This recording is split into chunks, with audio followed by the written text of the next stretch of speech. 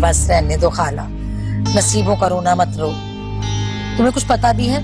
मुझे तो लगता है कि उस फरिया ने ना लड़के को फंसा लिया होगा, लड़के से कोई चक्कर वक्कर होगा बिगुल बजा के।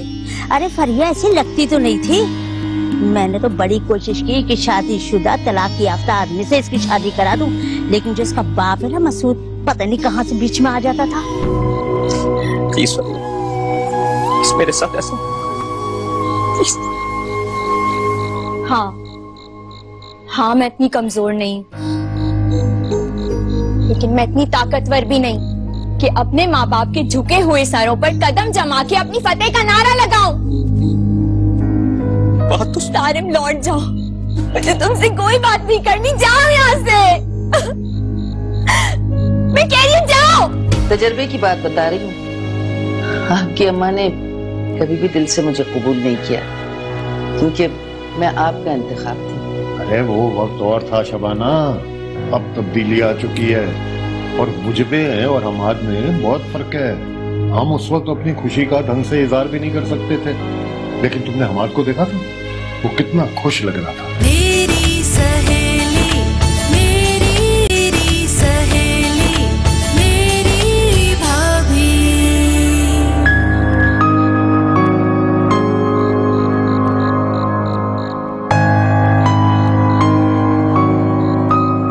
ये क्या मजाक है भाई?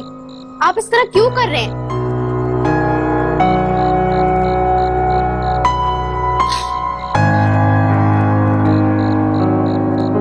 मैं क्या किसी के साथ मजाक करूं? मेरी तो तकदीर ने मेरे साथ मजाक किया। कुछ भी हो, मैं आपको आपकी जिंदगी के साथ खेलने नहीं दूंगी। मैं कहाँ खेल रहा हूँ? मैं तो खुद एक खिलौना हूँ, सब मेरे साथ ही खेलते हैं। ये खेल नहीं तो और क्या है? मैं आपके रूम में खाना रख कर गई थी और साथ ही पर्चा भी लिख कर दिया था कि अगर आपने खाना नहीं खाया तो मैं आपसे नाराज हो जाऊंगी, लेकिन आपने फिर भी खाना नहीं खाया। भूख का एहसास ही नहीं हुआ मुझे। ऐसा कैसे हो सकता है कि आपको भूख ना लगे?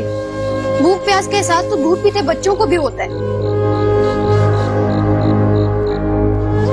जिस इंसान की जिंदगी के सारे एहसास मर गए, उसे भूख और प्यास का क्या एहसास हो? लेकिन क्या आपको मेरी मोहब्बत का एहसास नहीं? क्या आप नहीं जानते कि मैं आपको इस तरह दुखी नहीं देख सकती? I'm really sorry शेरी, मैंने अपनी परेशानी में तुम्हें भी तंग कर दिया। भाई मुश्किलात का सामना हिम्मत से किया जाता है, इस तरह भूख हड़ताल करके नहीं। चले उठे, मेरे साथ अंदर चलिए, खाना खाएं। शेरी उठे आप।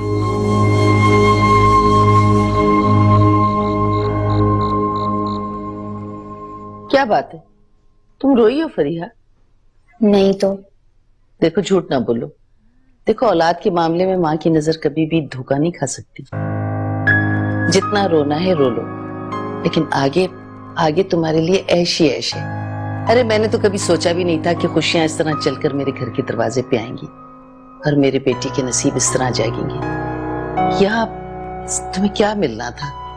वही टूटा फूटा किराए का घर, और वहां इतना बड़ा आलीशान घर, नौकर चाकर, गाड़ियां। बहुत ऐश करोगी। बस कर दे अम्मी, मुझे दौलत में कोई दिलचस्पी नहीं। इंसान की जिंदगी में सुकून से बढ़ के कोई दौलत नहीं होती। अगर ऐसा ही होता ना तो अमीर आदमी कभी भी नींद की गोली खाकर नहीं सोता।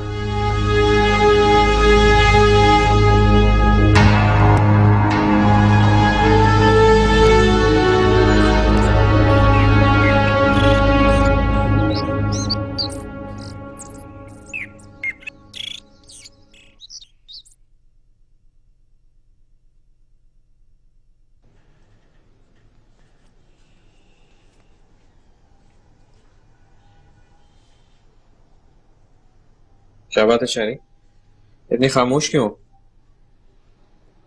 नहीं, कुछ नहीं। अच्छा, अब मुझसे भी छुपाओगी? मुझे भी नहीं बताओगी?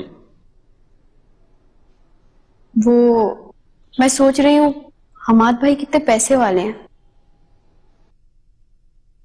उनका घर इतना खूबसूरत है और बहुत ऊंचे लोग हैं वो।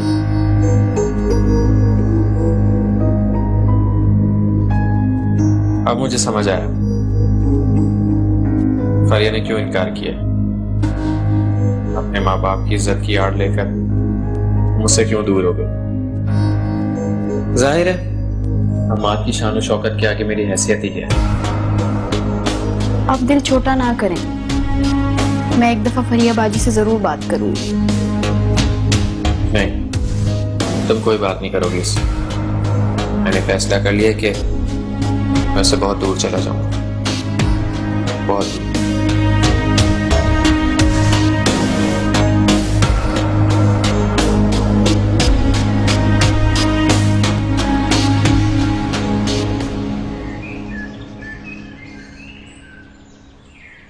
आहा, वाह वाह वाह वाह।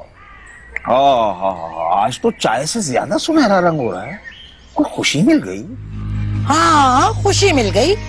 कल देखा जो था तुमने बेगम आगा को, खुशी तो होगी ना बिगुल भाई। तोबा करो, अगर मैं देखता तो तुम्हारे चेहरे पे ऐसी रौनक होती। अरे बल्कि मेरे चेहरे पे कई घूंगड़ों के निशान होते हैं। बस रहने दो, चुप ही रहो। जानती हूँ मैं तुम्हें अच्छे से, चेहरे पे निशान होते। जब भी बोलोगे ना बिट्टू का अपने रेडियो की तरह ना बजना शुरू कर दिया करो। पहले ध्यान से पूरी बात तो सुन लिया करो बिगुल बजा के। अच्छा चलो बोलो, मैं सुन रहा हूँ। बोलो बोलो बोलो। मैं ये कह रही थी कि कल देखा था बेगम आगा अपनी शहरीन को कितना पसंद कर रही थी। अरे कैसे उसके आगे पीछे हो रही थी। मुझे तो लगता है भाई कि उनको अपने छोटे बेटे फवाद के लिए अपनी शहरीन पसंद आ गई है बिगुल बजा के। देखो सलमा, खुदा के वास्ते ये इतनी ऊंची उड़ान मत उड़ो, मत देखो ऐसे ख्वाब। क्यों ना देखो ऐसे ख्वाब, जब बोलोगे ना उल्टा ही बोलोगे। क्या कमी है मेरी बच्ची में? अगर ऐसा है तो खुशी की बात है भाई, लड़का भी अच्छा है। मैं तो बहुत खुश हूँ।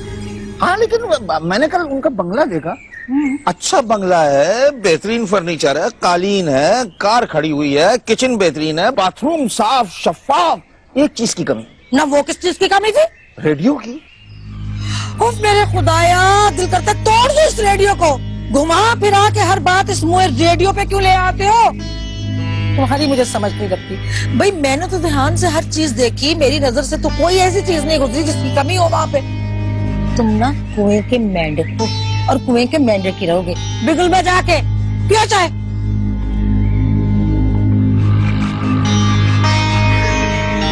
तो रेडियो तो हमारी रिवायत का हिस्सा है, वो हर जगह होना चाहिए।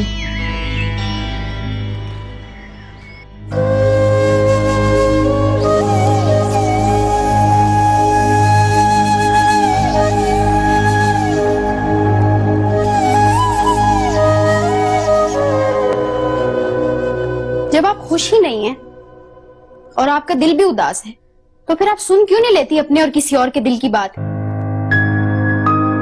मुद्दतें हो गई शहरीन, मैंने तो अपने दिल की सुनना ही छोड़ दी।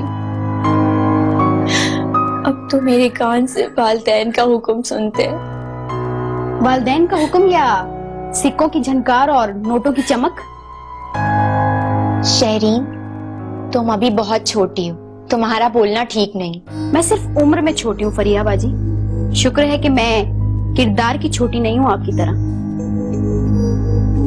अल्लाह ने बहुत अच्छा किया जो किसी इंसान के छोटे या बड़े होने के किरदार का फैसला दूसरों पर नहीं छोड़ा, वरना हम तो एक दूसरे को ही संसार कर देते। ओ, तो अभी तक आपको खुशफहमियां हैं। ये मत भूलिए कि आपकी असलियत हम सब पर खुल चुकी है।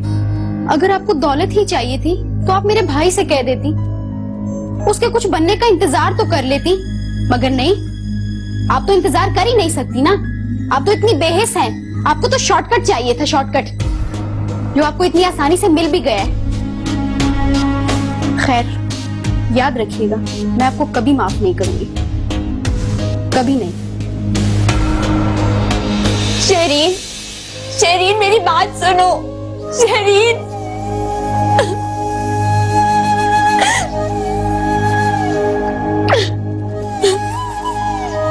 तो फिर आपने क्या फैसला किया भाई?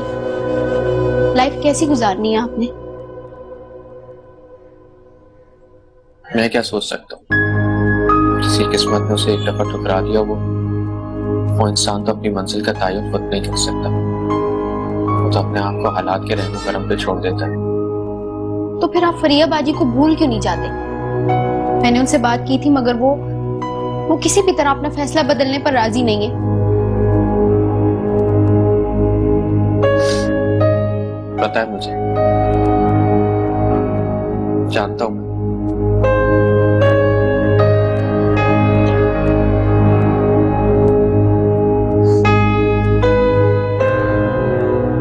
आपको पता है ये, लेकिन कैसे? मैंने बताया नहीं था, लेकिन मैं उसके घर गया था। जिस दिन तुम लोग रस्म पे उसके घर गए हुए थे, मैं गया था वहां। मैंने हिम्मत करके फरिया से बात करने की कोशिश की थी। मैं उसके घर एक उम्मीद का चिराग लेके गया था, शायद इस चिराग की रोशनी से उसकी खुशियों को भर सकूं, लेकिन वो नहीं मानी। वो तो इतना भड़की के मेरा चिराग ही बुझ गया। फरिया मेरी जिंदगी से जा चुकी। मैं फरिया की जिंदगी में अपना मकाम खो चुका।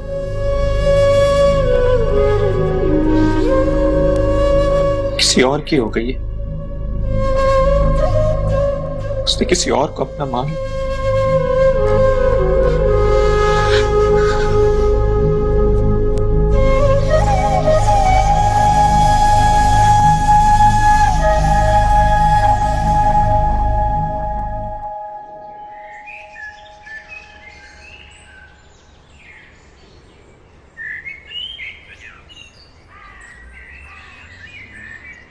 अरे मेरी बेटी आ गई, क्या हाल है? हाल ना पूछो अम्मा, बहुत बुरा हाल है। ना दिन को सुकून है ना रात को चैन है। हर वक्त उस फरीहा को देख देख के कुड़ती रहती हूँ। समझ में नहीं आ रहा उसकी जिंदगी ने कैसे पलटा खाया है। अरे हाँ बेटा, मैं भी यही सोच रही हूँ कि किस तरह से इस फरिया की शादी को रोका जाए। वो तो बड़ी ऐशो इशरत करेगी, मेरी तो नाक कट जाएगी ना। लोग क्या कहेंगे? वो तो यही सोचेंगे ना कि हमने फरिया को नहीं बल्कि सारिम ने फरिया को छोड़ दिया। तुम फिक्र ना करो अम्मा, मेरे होते ये नाक तुम्हारे चेहरे पर ही रहेगी। अगर ये शादी हो भी गई तो भी तुम्हारी महरीन ऐसी ऐसी चालें चलेगी कि पूरी बाजी ही उलट के रख देगी और फरीहा बीबी वापस आ जाएंगी अपनी अम्मा के सीने पे मूंग दलने। अरे अरे अम्मा, मैं बात कर रही हूँ, सुन क्यों नहीं रही हो? अरे मुझे ये बता, कुछ सोचा भी है या हवा में ऐसे ही तीर चला रही है?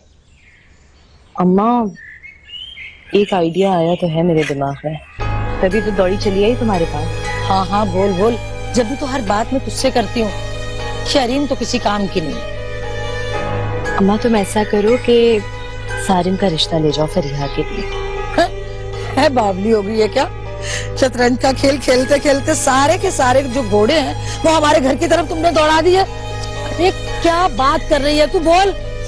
अम्मा चलती बस में मत चढ़ा करो, पूरी बात सुन लिया करो पहले किसी की।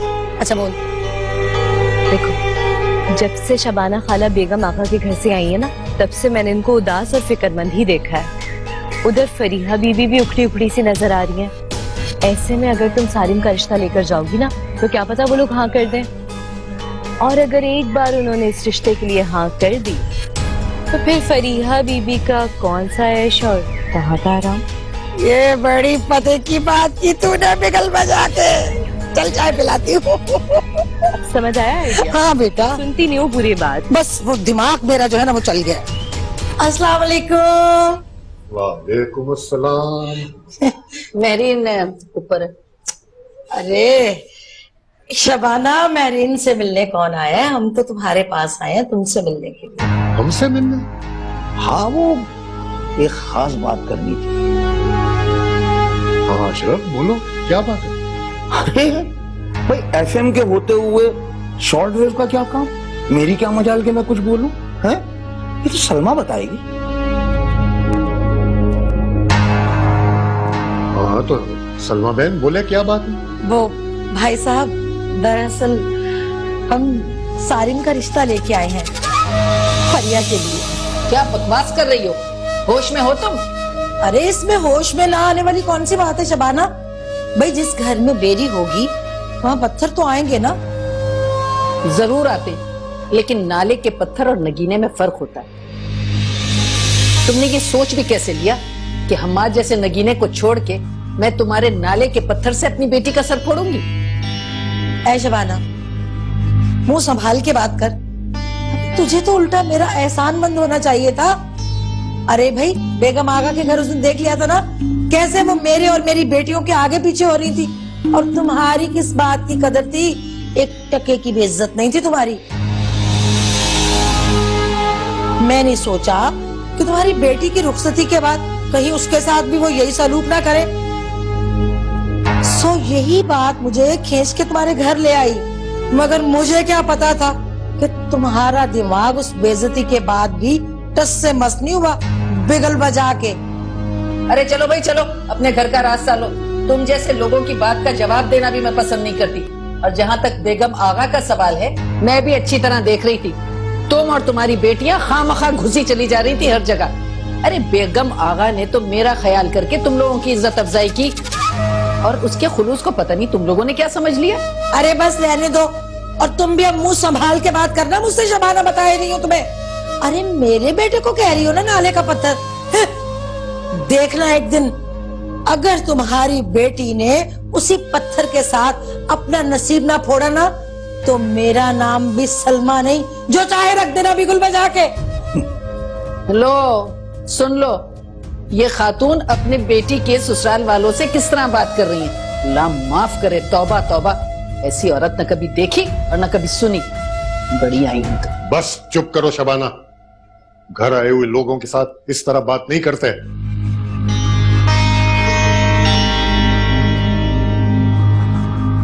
और आप लोगों को मुझे समझाने की कोई जरूरत नहीं है।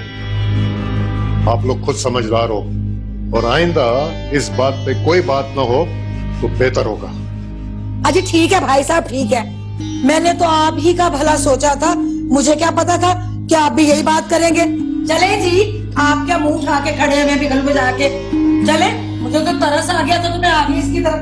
चलो चलो जाओ तुम। जाओ बाकी है। हाँ जाओ, बिगिल बजाओ उसके पीछे। चलो जाहिल।